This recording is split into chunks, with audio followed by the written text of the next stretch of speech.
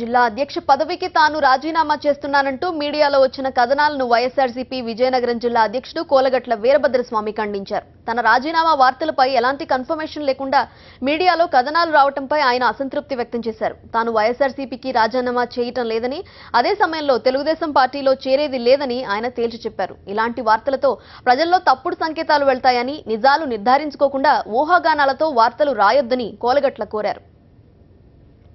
ఈరోజు కొన్ని టీవీ ఛానల్లో కొన్ని దినపత్రికల్లో మా మీద లేని